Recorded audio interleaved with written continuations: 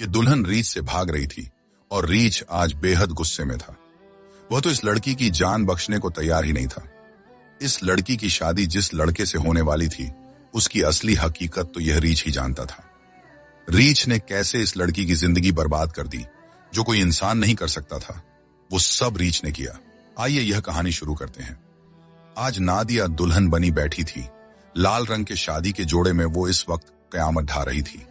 इसमें कोई शक नहीं था कि वह बिल्कुल किसी शहजादी जैसी लग रही थी। खुद को आईने में देखकर वह अपने शौहर के साथ आने वाली जिंदगी के कई ख्वाब सजाए बैठी थी कि तभी दो लाल आंखें भी उसके हसीन सरापे को देख रही थीं। नादिया के कमरे के साथ ही रीछ का कमरा था और शादी के सामान ने रास्ता बंद किया हुआ था। मगर न जाने कैसे रीछ के कमरे का दरवाजा खुला और वो चलता हुआ नादिया के कमरे में आ गया।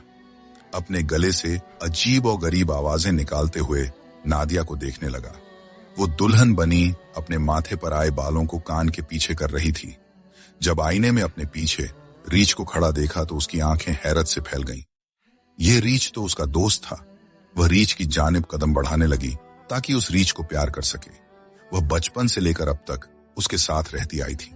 मगर जैसे ही उसने रीछ की तरफ अपने कदम बढ़ाए, अचानक से रीछ ने नादिया पर हमला कर दिया। इससे पहले कि नादिया संभलती, उस रीछ ने नादिया के साथ जो हरकत की, सुनकर आपके रोंगटे खड़े हो जाएंगे। पूरा मोहल्ला जमा हो गया। हर कोई कानों को हाथ लगाने लगा। यह वाकया फिरोजाबाद के पास हुआ, जहां साजिद नाम का एक शख्स अपने खानदान के साथ रहता था। साजिद ने बाजार में एक दुकान लगा रखी थी, छोटी सी दुकान, जहां वह बच्चों के कपड़े बेचकर गुजारा किया करता था। वह अफगानिस्तान से आज से 10 साल पहले पाकिस्तान आया था और फिर यहीं रहकर अपनी गुजर बसर करने लगा। अपने साथ अपनी बीवी और एक बेटी भी लाया, जो उस वक्त उसकी गोद में थी।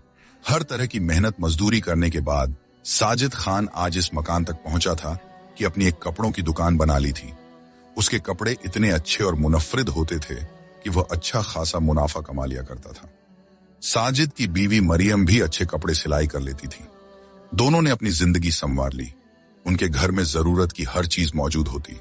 मगर फिर एक रोज हुकूमत की तरफ से ऐसा हुक्म जारी हुआ कि तमाम गैर रजिस्टर्ड दुकानों को तोड़ना फोड़ना शुरू कर दिया गया। अपनी छोटी सी दुकान बनाए साजिद खान जहां कपड़े बेचा करता था, बड़ी बड़ी क्रेनों ने वहां पहुंचकर उन दुकानदारों की दुकानें तोड़ दी। उस रोज साजिद को लाखों का नुकसान हुआ। उसके सारे कपड़े मिट्टी से भर गए। पुलिस ने उसे गिरफ्तार भी कर लिया, क्योंकि वह पुलिस से बदतमीजी कर चुका था। बहरहाल 2 दिन थाने में रहने के बाद जब वह बाहर आया तो उसके करीबी जानने वाले ने उसे चंद कपड़े एक गठरी में लपेट कर दिए। देखो साजिद मियां, तुम्हारे जाने के बाद तुम्हारी दुकान से जो कपड़े मुझे मिले वो यही हैं। बाकी तो पुलिस वाले अपने साथ ले गए। साजिद बहुत परेशान हुआ। आंखों में आंसू थे। लाखों का नुकसान हो चुका था।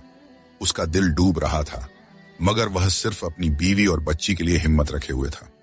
वह अपने कपड़े लेकर घर आ गया। मरियम का तो रो रो कर बुरा हाल था। अब उन्हें अपना मुस्तकबिल परेशान कर रहा था कि सारी जमा पूंजी तो दुकान के साथ ही चली गई। अब आगे क्या होगा? वे अपने खर्चे कैसे पूरे करेंगे? बहुत हाथ पांव मारे गए, मगर जब दोबारा कहीं साजिद खान को न जमीन मिली और न ही दुकान के लिए पैसे रहे तो वह बहुत परेशान हुआ।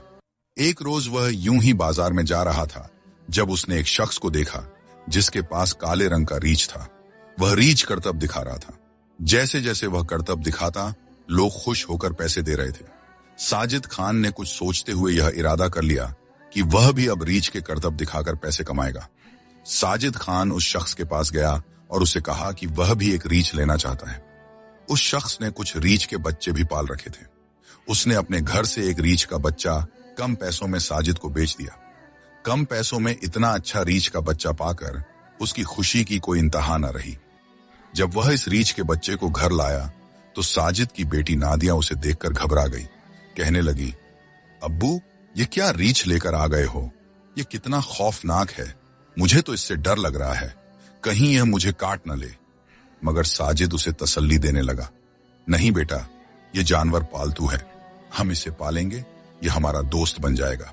शुरुआत में तो नादिया उससे डरती रही, मगर धीरे धीरे उसका डर खत्म होता गया। वह खुद उस रीछ की देखभाल करने लगी। अब वह अपने बाप के साथ मिलकर उसे करतब सिखाने लगी। वक्त बड़ी तेजी से गुजरने लगा। साजिद खान पहले जैसी कमाई तो नहीं कर पा रहा था, मगर हाँ, जब वह अपने इलाके में या फिर मेलों में रीछ के करतब दिखाने जाता तो लोग उसे अच्छे पैसे दे देते थे।